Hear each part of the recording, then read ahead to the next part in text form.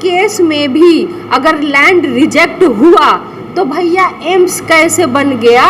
बात तो ये है कि प्रधानमंत्री ने घोषणा की कि एम्स बन के तैयार है। हम कौन है, जनता जाकर के एम्स खोजे, दूरबीन से देखे, जाके देखे, छू के देखे, टच करके देखे और तब अपने आप पता चल जाएगा कि झूठ कौन बोल रहा है।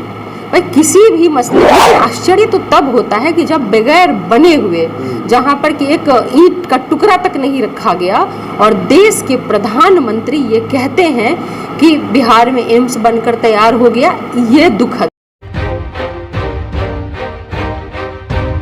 फायर ब्रांड नेता ऋतु जायसवाल हमारे साथ है और इनसे कई मुद्दों पर हम बात करेंगे। सबसे पहले दरभंगा ये आई है और दरभंगा में सबसे बड़ा विवाद है वो दरभंगा एम्स को लेकर के चल रहा है और ये 4 दिन पहले विवाद शुरू हुई प्रधानमंत्री जी के एक बयान से।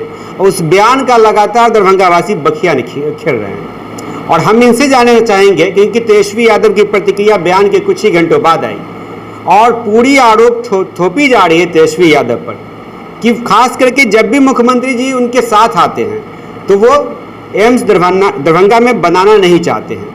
ऋतु जायसवाल जी क्या बात है, 15 से 17 तक मुख्यमंत्री उप मुख्यमंत्री ने तेजस्वी यादव पत्रकार का जवाब नहीं दिए और अब फिर उप मुख्यमंत्री है, यहाँ से शिफ्ट करके वहाँ सुमन ले गए। तो आप लोग क्या चाहते हैं, एम्स लटका रहे?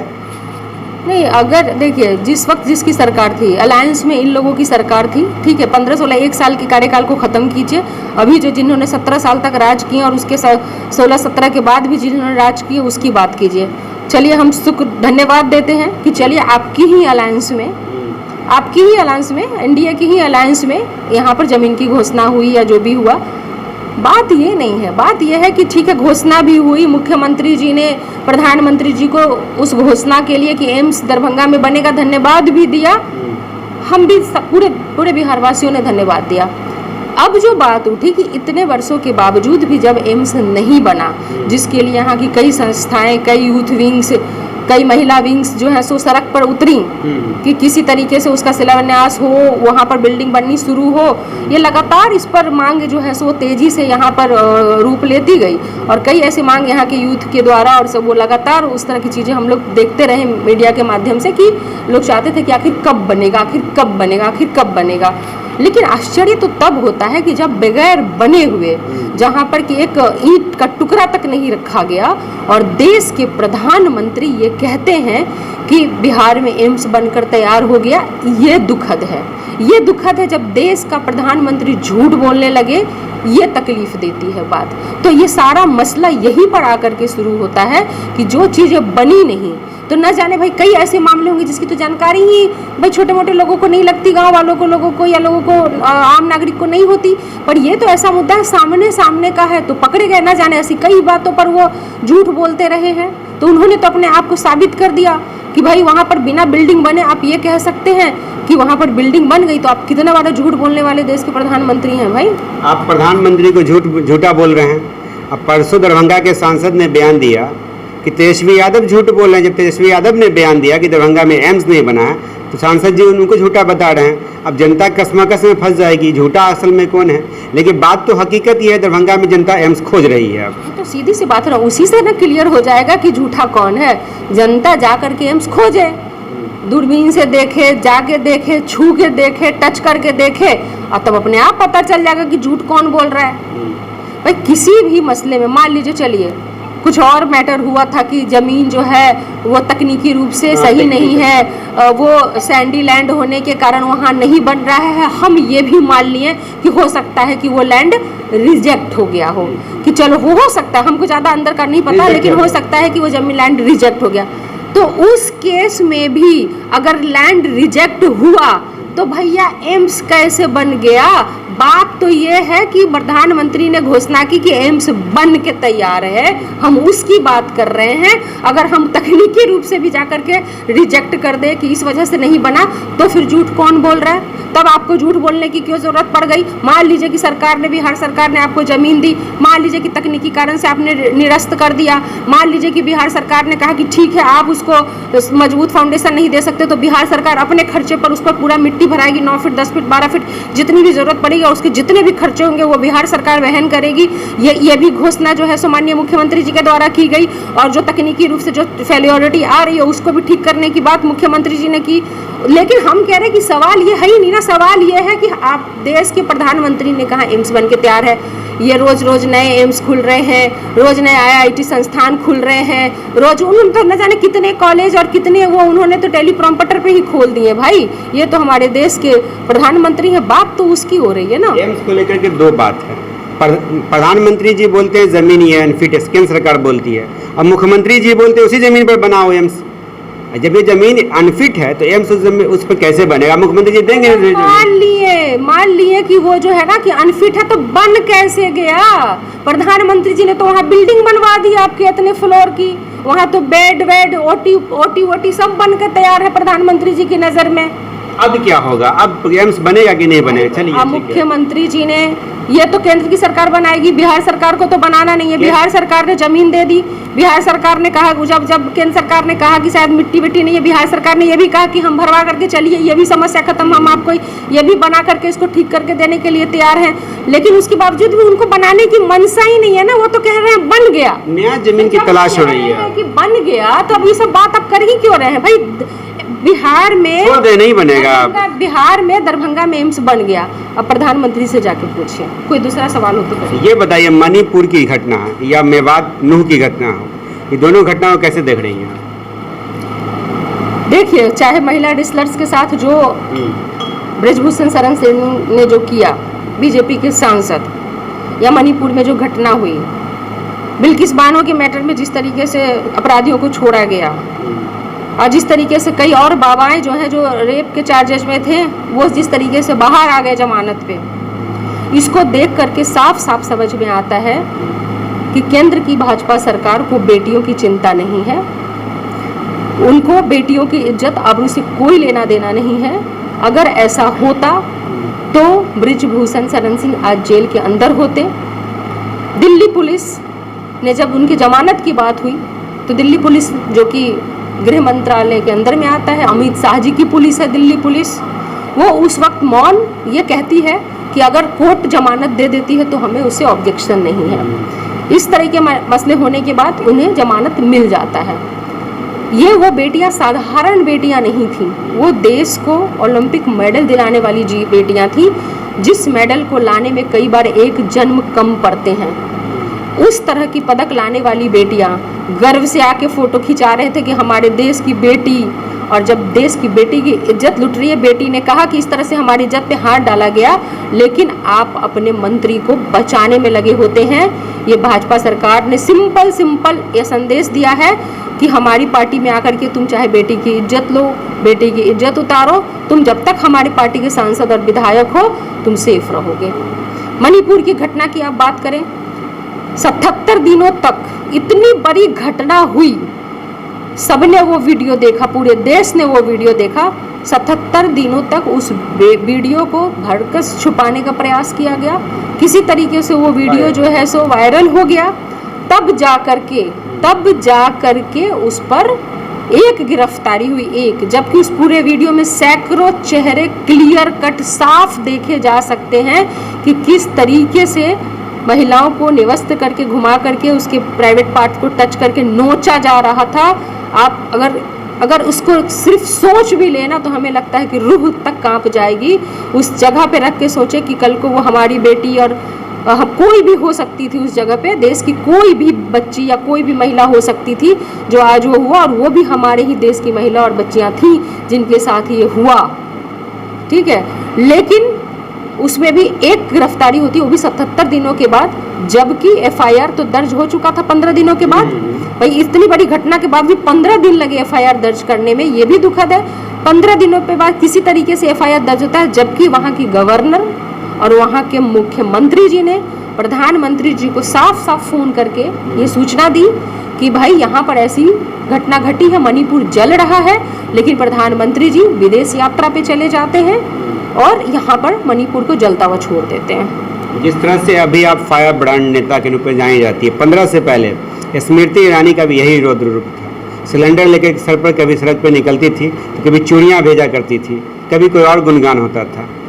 तो आज की स्मृति ईरानी और 15 से पहले की स्मृति ईरानी और स्मृति ईरानी ने जो कहा कि राहुल गांधी उनको फ्लाइंग किस दे देते हैं, ये सब अच्छा लगता है? देखिए, वो मैं इस तरह के मुद्दे पे किसी तरह का कोई बयान नहीं देना चाहूँगी। राहुल गांधी जी ने फ्लाइंग किस दिया, किसको दिया, नहीं दिया, उनके खुद के सांसद जो है बीजेपी के महिला सांसद, उन्होंने कहा कि हमने नहीं देखा। पूरी वीडियो खंगाल ली गई वहाँ पे और वहाँ पर इस तरह के कोई वीडियो नहीं मिले साक्ष्य के तौर पे कि उन्होंने कोई फ्लाइंग किस दिया है, जबकि सदन के सारे वीडियो खंगाले गए। तो वो वीडियो में वो कैसा पार्ट था जो किसी भी वीडियो में नहीं आया, जबकि सारे घटना, सारी चीज़ें और सारी सब कुछ वहाँ पे आप जानते हैं कि किस तरह के सारे कैमराज लगे होते हैं। उस पूरे कैमरा को खंगालने के बाद भी जब वो वैसा कोई सीन आया ही नहीं, तो ये बात वो कहाँ से बोल रही हैं, किस आरोप से, किस प्रेशर में आकर के बोल रही हैं? क्या उन्हें ये लगने लगा है कि अमेठी की सीट किसी तरीके से वो जीती थी, उनको दिख रहा है साफ साफ कि वो सीट फिर से उनके हाथ से जाने वाली है, तो उस बौखलाहट में वो अनाप शनाप अगर कुछ बोल रही हैं तो इस पर मैं कुछ और बयान नहीं बोलना चाहूँगी। सबके सामने है, वीडियोस खंगाले जा चुके थे, वहाँ पर इस तरह के ऐसे कोई भी एविडेंस दिखे नहीं कहीं। महिलाओं के लिए जिस तरह से लड़ती थी स्मृति ईरानी 15 से पहले, आज जिस तरह की घटना मणिपुर या मेवात में हो रही है, क्या वो रूप स्मृति ईरानी का कहाँ गया? कभी आप ढूंढने की कोशिश करते देखा नहीं है भाई, वही रूप, अरे वही रूप कायम है। आपने सदन का जब उनका मणिपुर के मैटर पे जिस तरीके से वो गरज रही थी, चिल्ला रही थी, वो कह रही थी लगातार कि वो मणिपुर में हुआ तो क्या हुआ, यहाँ भी हुआ, वहाँ भी हुआ, वहाँ भी हुआ। आप एक क्राइम को जस्टिफाई कर रहे हैं कि वहाँ पर जो क्राइम हुआ वो क्राइम यहाँ भी हुआ, वहाँ भी हुआ। आप एक क्राइम को, आप सांसद होकर के क्राइम को जनरलाइज कर रही हैं, जनरल बना रही हैं कि आजकल ये चीज़ें यहाँ वहाँ सब जगह हो रही हैं। क्या मणिपुर की घटना को जनरलाइज किया जा सकता है? क्या मणिपुर की घटना को उस कैटेगरी में डाला जा सकता है? वो जिन जगहों की बात कर रही थी वहाँ पे FIR भी दर्ज हुए, वहाँ पे गिरफ्तारी भी हुई, वहाँ पे वीडियो को छुपाया नहीं गया, वहाँ इंटरनेट कनेक्शन बंद नहीं किए गए।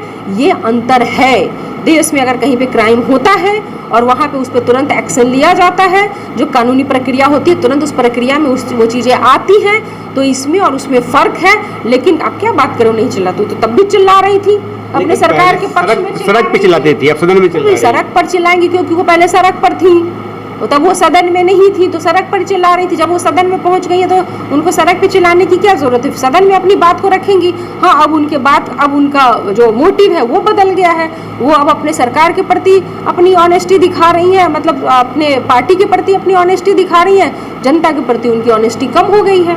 जिस दरभंगा में आप हैं, ये दरभंगा काफ़ी फेमस हुआ, निगेटिव फेमस हुआ मुहर्रम के समय में।